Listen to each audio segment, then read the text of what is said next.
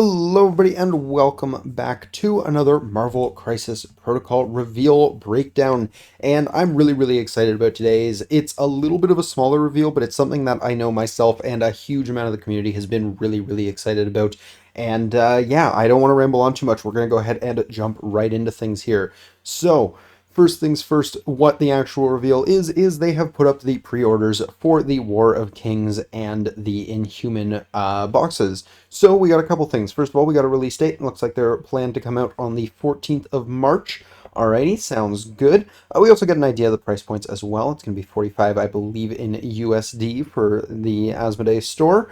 Another interesting thing we get for the War of Kings box here is that obviously we already knew it was going to be coming with 5 secures and 5 extracts, and we did get some slight spoilers on those. I'm really excited to jump into those as well. We'll peek at those in a moment. But we also see that it's going to be coming with 2 team tactics cards and a punch sheet, so there's going to be some form of tokens with this as well. Now, that might just be objective tokens for the secure and extracts, in case you didn't already have them when you pick up this box. But that could also be for like a tactics card or something like that, or maybe a bit of both. So yeah, we know we're going to be getting that as well. But yeah, so this is kind of what I expected for the price, not too surprised there, but I'm really excited to get into the kind of spoilers that they gave us. Also, this model does look sick, and I'm going to be very excited to paint this up. We also got a little bit about the Inhumans here as well. If I just go ahead and tab through the images here, we get some nice close-up looks at the sculpts here, and they do look fantastic. I am really excited about these models here, so this is going to be great. And we also found out that we're going to be getting 6 Team Tactics cards with this box, so this is probably going to be really big for Inhumans. I mean, 6 cards, at least 2 of those I'm going to guess are going to be Inhumans cards, if not more. And then, obviously some character cards and things like that too. So that's hopefully going to be really big for Inhumans. And yeah, definitely exciting news if you're an Inhumans fan.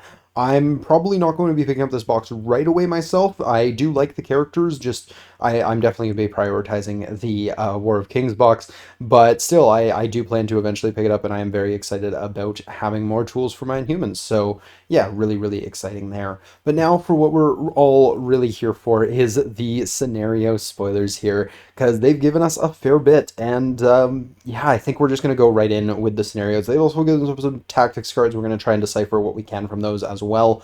But for now, I think we care about the objectives here more than anything else. So I'm going to apologize. This is a little bit blurry for me. It's probably even blurrier for you guys. I will do my best to read this as much as I can in as good detail as I can.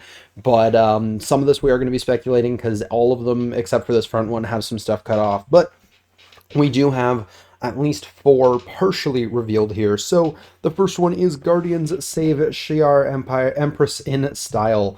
And yeah, this is going to be a 17 threat secure. It's going to have 4 security terminals, and it looks like it's kind of like the G map here, if not exactly the G map that we have with Sword Base right now. So super excited. Love that we're using that map again, because we've only got it for Sword right now, and I absolutely love Sword, so super happy about that. It's 1 VP for each one you control during the cleanup phase. Cool. And then you can interact with these security terminals to roll 3 dice. If the roll contains more crit, wild, or hit results than the number of healthy enemy characters contesting the terminal, you now control this security terminal. Okay, so it's another pay to flip, but really interesting with this is it's always 3 dice. It's not based on one of your attributes. So yeah, everyone's got even odds to flip these, obviously based on, the number of enemies contesting them. But they didn't do the thing with Sword where you can automatically get it if it's not contested, which I know is something that personally I wish they would do with more of them, because that is really nice. But still, I do like that it's just kind of a flat 3 dice. That is a good kind of step in a better direction, in my opinion. They also have this other little bit here. If a character is holding 1 or more extract objective tokens, it may reroll 1 die when interacting with a security terminal. So you get better odds if you're also holding an extract, which I really like.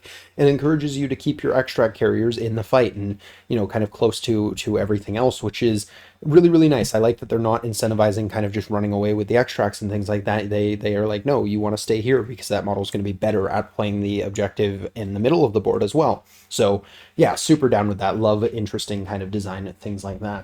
The next one, where we have a fair bit revealed here, is scientific samples found in discovered universe. This is another 17 threat, but this time it's an extract. So It's going to be 4 tokens again, and it looks like a D map here. Again, because we're not actually using the shaped letters anymore, this technically might not be a D map. This might be slightly different, because just, these could be different tools than the ones that would usually be there in a very similar shape. But to me, this is looking like a standard D map here. So it's got scoring. You're going to get 1 for each sample you are holding during the, or for each character that is holding a sample during the cleanup phase. You can only hold 1, it looks like, and then something turn. So I'm assuming once per turn. When a character holding a sample rolls dice, something something effect is resolved. I'm going to assume after the effect is resolved. If the roll contained 1 or more, probably a symbol, maybe multiple symbols, because there's a decent amount of space there. That character gains 1 power. So holding samples, you can potentially gain some extra power. Cool, down with that. And then something, I'm not entirely sure what, during the cleanup phase, if all of a player's, I'm going to assume characters holding extract objective tokens are within range 2 of secure objective token. There is potentially a word or few missing here, but we'll say for now it's a secure objective token, or secure objective tokens. I'm not entirely sure. That player scores 1 VP. So again, kind of playing that same idea with this one of if you keep your extracts close to the secures, you're going to score bonus points. And I really, really like that. I think that's great design space. A great way to kind of be like, yeah, you will score faster for staying in the fight, but of course, by staying in the fight, you're risking that your opponent is going to be able to attack you and drop your objectives. So, yeah, I think that's really, really cool, and I definitely like that a lot. It also is one of those kind of interesting things of like, it's easier to get that bonus point if it is all of your characters. Because it's easier to get that if you have less of the extracts.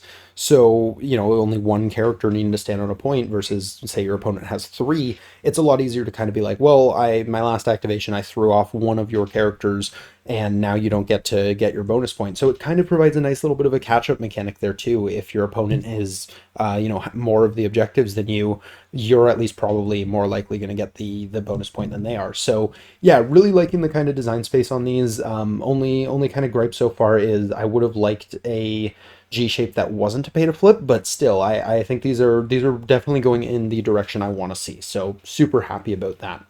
The next 2 we have way less information on, so yeah, I'm going to be going very, very speculative here.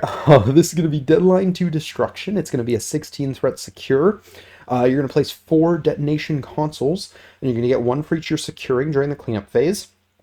And you can interact with them to choose an enemy character, something, something. 1 may choose token. None of those are really meaningful on their own. So yeah, we're kind of missing too much to really get anything super valuable out of this. One thing kind of worth noting here is the place of this this marker here is probably an E shape just off the top of my head. I can't think of another one that has a point center of the board that doesn't need to be measured from, like, it doesn't also have a point up here and here. Maybe a C map, I guess. It could also be a C map. But then it would be doing the 5-4 for this one. Or again, it could be a totally different map because they have kind of, they've removed the actual letters. So we're using the letters because that's easy to talk about. But in theory, they can be doing whatever they want with this. So yeah, I'm going to guess either a C or E map for this, but I could be totally wrong. And I'm definitely curious to see what it actually ends up being. Next, we have Inhumans deploy advanced weaponry, the one we probably have the least about here. So it's going to be 4 Inhuman weapons. These are going to be assets. And another thing that's actually worth noting here is that all of these are 4 objectives, which is kind of interesting. Maybe that's just, random chance the 4 they chose. But I think, oh yeah, actually, that's the other weird thing with, I just realized I predicted E or C for this, but no, it's 4. But there's something in the middle. So I'm not sure. Maybe like scrolls, maybe like JMap or something. Oh, interesting. Okay. Anyways, back to this. Yeah, they're all 4, so could be maybe a slight insight into kind of the design direction that they're going with these. Maybe that's kind of the number they've determined is the ideal amount of points to be able to score per objective card. 8 points per round sort of deal is kind of what it seems to be leaning towards, but again, it's kind of too early to say. This is only 4 out of the 6, or out of the out of the 10 that we're getting. So we still have 6 more. So maybe those are completely different. Anyways, this one is also going to give you 1 VP for each character you control that is holding an inhuman weapon during the cleanup phase. So this is kind of interesting because from what I can tell here, you interact to pick up the thing. Um, Maybe you can only hold 1 at a time. It's really hard to tell whether that's worded like that. It is the same wording as this one, so I'm going to assume it's 1 at a time. It's really hard to say what this remaining text is, but yeah, that's kind of all we know right now. So it'll be interesting to see what that is. I mean, just, the idea of being advanced weaponry kind of makes me think it's going to be either like sort of like a hammer style situation or maybe a Montesi books where it'll like give you an attack or something like that. They really didn't give us much for this one, so we'll have to see. But there are 2 other things revealed in this kind of image they've given us here, and that is 2 of Gladiator's tactics cards. And we don't have much on these. They're partially obscured, both of them, but we'll see what we can do with what we have. So we'll start with Praetor of the Imperial Guard. This is an unaffiliated active card. During Gladiator's activation, something something, spend 4 to play this card. I'm assuming he may spend 4 to play this card. Choose up to X other, going to say allied characters, where X is equal to the number of something Gladiator has. That could be damage, could be power, I don't know. Each chosen character will get to do something. Yeah, that really doesn't give us all that much, but cool. All right. Seems like it could be good depending what that is. If that's like, small advance or something like that, that's pretty good. Yeah, I like that so far. And then we got Protector of the Empire. This is an unaffiliated reactive card. When another allied character is dazed or KO'd, an allied gladiator may pay maybe 2, maybe 3, not 100% sure here, to play this card, presumably. Gladiator may something something character that something something Praetor Punch. So I'm guessing this is kind of a got your back style thing. And then something about KOing the enemy character. Maybe if he KOs the enemy character, Dazer KOs the enemy character, he gets to do something, because then resolved Gladiator. Not 100% sure. Definitely curious to see what that's all about, because that sounds really, really cool. And yeah, I'm really excited about both of these cards. They both seem to be like they're doing interesting things. Obviously, we don't know what they're actually doing. I mean, this seems like it's kind of a got your back. But I like these types of mechanics where they seem like they're really, really dynamic cards. They're not, super straightforward, simple things. So super down for that. And just in general, really, really excited for this box. But yeah, I think that's just about going to do it for this little reveal breakdown here. It's just a sneak peek at what is to come. I am super excited though. These objectives look really cool. I think they've went an interesting direction with both of the ones that we can fully read. Obviously, we don't get much about the other 2 here, but they went a really interesting direction with these 2, so I'm super excited about that. The cards seem neat, again, from what little we can see about them. I'm definitely getting more and more excited for this box. As someone who doesn't really know much about Gladiator as a character, I'm definitely going to be doing my reading on War of Kings to kind of learn some of the lore before getting into this. I'm definitely really, really excited about everything that's coming in this box, and hopefully what it's going to do for the game, because I'm really excited for some sort of shakeup of kind of the general state of the game right now. So super excited about that. But yeah, definitely let me know what you guys think down below. Between all of these things that have kind of been, some of this, obviously, like, we knew this box was coming and we didn't really learn much here. 6 tarot cards is a lot, but definitely let me know what you guys are excited about, and maybe some of your guys' predictions down below. What you guys think these scenarios might be all about, what some of the other scenarios might end up being. Same for the tactics cards. Very, very curious to hear what you guys are thinking.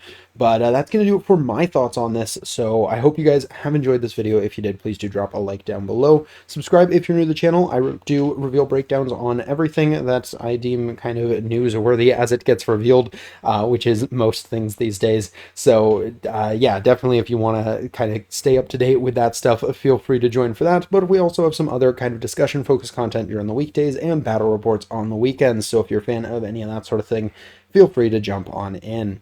But that's going to do it for this reveal. So yeah, until next time, have a great day, everybody. Peace.